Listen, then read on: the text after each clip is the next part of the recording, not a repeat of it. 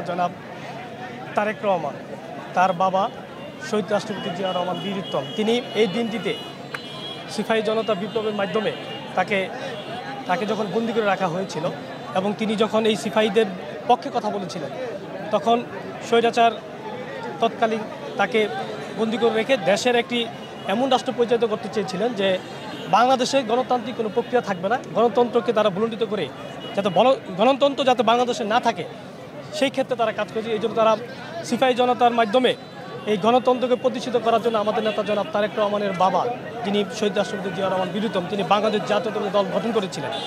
এই বাংলাদেশের মানচিত্র রক্ষা করার জন্য যিনি নিজের জীবন বাজি রেখে বাংলাদেশের মানচিত্র রক্ষা করেছিলেন, সেক্টর কমান্ডার হিসেবে তিনি যুদ্ধ করেছিলেন। আজকে সেই সিপাহী জনতা বিপ্লবী দিবস উপলক্ষে আমরা বাংলাদেশ জাতীয়তাবাদী দল বিএনপির পক্ষ থেকে আমরা নারায়ণগঞ্জ জেলা যুব দলের পক্ষ থেকে আমরা র্যালি করব। এই র্যালিটি আমরা শান্তি শৃঙ্খলাভাবে সুস্থভাবে র্যালিটি করব। আমাদের সামনে আমাদের বিএনপির সভাপতি অধ্যাপক মামুন মাহমুদ, তার র্যালি হবে, সেই র্যালিতে আমরা অংশগ্রহণ করব।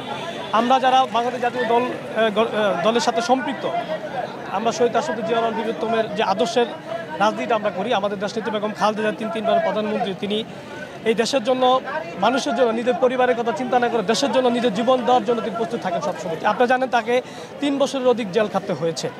আমরা দীর্ঘদিন আন্দোলন সংগ্রামের মাধ্যমে আমাদের নেত্রী দেশনেত্রী বেগম খালেদা জিয়ার মুক্তির মাধ্যমে দেশে একটি গণতন্ত্রকে পুনরুদ্ধার করার জন্য বৈষম্যবিরোধী ছাত্র আন্দোলনের ব্যানারে আমরা সেই যুদ্ধটি করেছিলাম। যার কারণে আপনারা দেখেছেন স্বৈরাচার শেখ হাসিনা সহ তার যে দোসররা রয়েছেন বাংলাদেশ থেকে, তারা পালাতে সক্ষম হয়েছে, তাদেরকে পালাতে আমরা সক্ষম হয়েছি। আমাদের বাংলাদেশ জাতীয় দল সবসময় গণতান্ত্রিক প্রক্রিয়া রাষ্ট্র পরিচালনা করার ক্ষেত্রে শহীদ রাষ্ট্রপতি জিয়া রহমান বীর উত্তমের যে আদর্শ, তিনি যেমনটি করে সিপাহী জনতার মাধ্যমে এই দেশের গণতন্ত্রকে পুনরায় প্রতিষ্ঠিত করেছিলেন, ঠিক তদ্রূপভাবে আমরা তার আদর্শকে ধারণ করে আমাদের নেতা জনাব তারেক রহমানের নেতৃত্বে পুনরায় দেশে গণতন্ত্র ফিরে আনার জন্য সামনে যে একটা ইলেকশন হবে, সেই ইলেকশনের মাধ্যমে আমরা নতুন সবুজ ঘেরা বাংলাদেশ গঠন করার মাধ্যমে আমরা সে প্রতিষ্ঠিত করবো ইনশাআল্লাহ দেশনায়ক জনাব তারেক রহমানের নেতৃত্বে। আজকে র্যালির মাধ্যমে একটি বার্তা দিতে চাই, সেটি হচ্ছে আমাদের নেতা জনাব তারেক রহমান হচ্ছে বাংলাদেশের বর্তমানে নির্ভরশীলতার প্রতীক।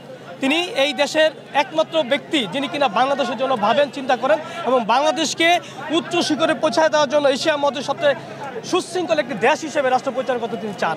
সেই হিসাবে আমরা আমাদের নেতা জনাব তারেক রহমানের নির্দেশে উনি যে 31 দফা দিয়েছেন, 31 দফাকে বাস্তবায়ন করার লক্ষ্যে আমরা রাজপথে কাজ করছি, মানুষের দ্বারা দ্বারা যাচ্ছি, মানুষের কাছে যাচ্ছি এবং মানুষের মনের মনিকটে জায়গা করার জন্য আমরা সেইভাবে কাজ করার চেষ্টা করছি। যার ধরুন আপনারা দেখবেন এখানে শত শত নয়, হাজার হাজার নয়, লক্ষ লক্ষ নেতাকর্মী নিয়ে আমরা সবসময় রাজপথে জনাব তারেক রহমানের নেতৃত্বে রাজপথে থাকি।